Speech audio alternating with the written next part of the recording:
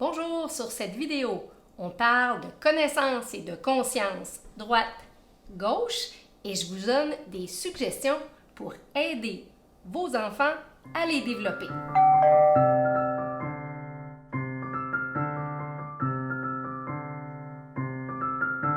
Tout d'abord, on vous suggère de développer la conscience corporelle de votre enfant, c'est-à-dire la conscience de son corps d'un côté. Pour commencer, on vous suggère pour certains enfants, c'est pas clair. Pour certains enfants, ils réalisent pas tout à fait qu'ils ont une espèce de ligne qui sépare leur corps en deux. Avec une corde, on peut aider l'enfant à comprendre, par exemple, que son nez est au centre, son nombril est au centre, par exemple, et qu'il y a un œil de chaque côté, un bras de chaque côté, et etc. Puis il y a un côté qu'on appelle droite et un côté qu'on appelle gauche sur lui-même. Donc sa gauche et sa droite. Ensuite, vous allez pouvoir, quand on fait les activités sensorielles, nommer le côté que vous stimulez. On vous recommande de commencer pour une semaine ou deux à stimuler juste un côté dans toutes sortes d'activités sensorielles pour que votre enfant prenne bien connaissance et conscience de tout ce côté-là. Donc, on ne va pas se limiter à des activités sensorielles qui vont être juste à la main droite, par exemple, si on choisit de commencer par le côté droit. Donc, ça pourrait être, par exemple, l'utilisation d'une brosse, puis de réveiller ou de stimuler tout son côté droit en brossant ou en piquant ce côté-là. Ça pourrait être un balai, un petit balai par exemple. Bon, évidemment, il faut que ce soit des objets qui sont propres. Pendant que c'est l'été, je vous suggère de mettre à contribution l'eau. Fait qu'on peut jouer dehors à eau froide, eau chaude, eau tiède en mettant le bras, la jambe, le pied, le genou dans des bacs d'eau. Et puis, on peut le faire aussi avec le boyau d'arrosage, etc. On peut le faire aussi avec un pinceau de peintre dans une chaudière d'eau, puis peindre tout son côté droit avec de l'eau, une chaudière d'eau. Ça serait comme des exemples. Ça pourrait être faire jouer dans le sable, par exemple, puis enterrer tout son bras droit, toute sa jambe droite, juste son pied, juste ses orteils droits. Donc, tout ce qui est situé de son côté droit si vous commencez à droite. Ensuite, on pourrait aussi mettre à profit, là on parlait des stimulations tactiles, on pourrait mettre à profit les stimulations qu'on appelle proprioceptives, c'est-à-dire la force, l'enveloppe du corps c'est tactile, mais l'intérieur de mon côté, la sensation du contenu de mon corps, du volume de mon corps, ça va m'être fourni par mes muscles, donc de l'information proprioceptive. Par exemple, écraser de la pâte à modeler avec ma main du côté que je travaille, ou écraser avec mon coude, ou avec mon pied, ou avec mes orteils, quelque chose qu'il faut qu'on force pour écraser, ça pourrait être de la pâte à modeler, une balle de stress, etc. On peut penser aussi à jouer à la balle, par exemple, prendre une balle, puis la faire rebondir, puis la rattraper juste avec ta main droite. Ça pourrait être sauter sur un pied, juste du côté droit. Donc ça, c'est des exemples de faire forcer ou d'utiliser tes muscles du côté qu'on est en train de travailler. Vous allez voir, on fait ça une semaine ou deux, l'enfant vient comme s'il est très, très, très conscient. L'éveil de son corps devient un petit peu plus élevé de ce côté-là, donc il prend connaissance et conscience de ce côté-là. Donc jumelé avec le mot, le nom de ce côté-là, ça va l'aider à le développer.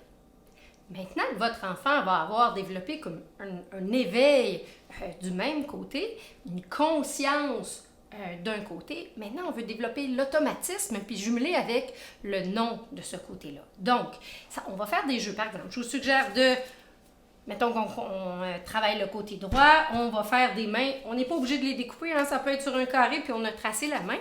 Puis, vous allez jouer chacun votre tour, par exemple, à les cacher un peu partout dans la maison, en dessous de la table, en dessous des chaises, en haut sur un mur, tout ça. Et puis, votre enfant doit vous regarder les cacher et ensuite faire un circuit où on va dire main droite, puis il va aller mettre sa main, placer sa main dans tous les sens, toutes les orientations sur cette main droite en le disant main droite.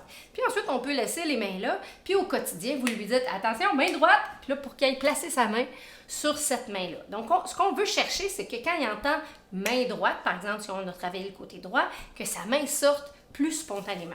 Ça pourrait être un exemple de jeu que vous pourriez faire pour développer les automatismes. On pourrait aussi, par exemple, jouer au ballon face à lui, puis qu'il doit taper le ballon quand il reçoit le ballon devant lui, mais vous n'allez pas lancer le ballon directement sur lui. Fait que quand il arrive, il doit devoir se déplacer et le taper avec sa main droite. Se déplacer, le taper avec sa main droite. Même chose pour un kick, par exemple, qui va se déplacer et kicker toujours avec le pied de ce côté que vous avez travaillé en le nommant. Donc, ces jeux-là, c'est pour développer les automatismes. Une autre chose que vous pourriez faire, c'est des high-five au quotidien.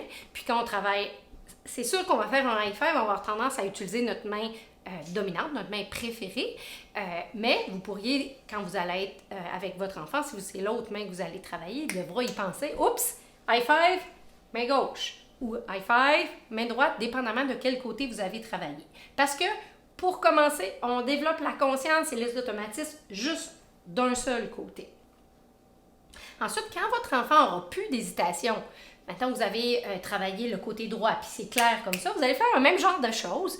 On repart du sensoriel, de l'éveil corporel, de la conscience du côté, par exemple, gauche. Ensuite, avec des inputs tactiles et proprioceptives, en plus de jeux d'automatisation, d'automatisme pour qu'ils développent le réflexe de quand on dit gauche, il sort facilement la main gauche, le pied gauche, le genou gauche, le côté gauche. Puis ensuite, quand ça va être très clair, bien là, vous allez pouvoir faire en automatisme, on ne repart pas au sensoriel, là, en automatisme, on mélange les deux. Par exemple, on pourrait au quotidien dire high five, main droite, high five, main gauche, ou devant une poignée de porte, par exemple. Attention, on l'ouvre avec main droite, main gauche, ou on commence à descendre l'escalier, par exemple, pied droit ou pied gauche. Mais au quotidien, de le rappeler, l'utilisation de la main droite, de la main gauche, du pied droit, du pied gauche, toucher l'oreille droite, l'oreille gauche, etc. Donc, rappelez-vous qu'on ne se limite pas juste à la main. Puis, il faut le réinvestir dans le quotidien parce que si on montre ça à un enfant et puis qu'après, il ne le réinvestit jamais, bien, ça risque d'être un petit peu oublié. Puis on s'attend à quel âge qu'un enfant devrait avoir développé sa conscience et connaissance sur lui, de sa gauche et sa droite. Eh bien, ça se développe entre 5 et 7 ans environ. Évidemment, ça dépend s'il a été exposé à l'apprendre.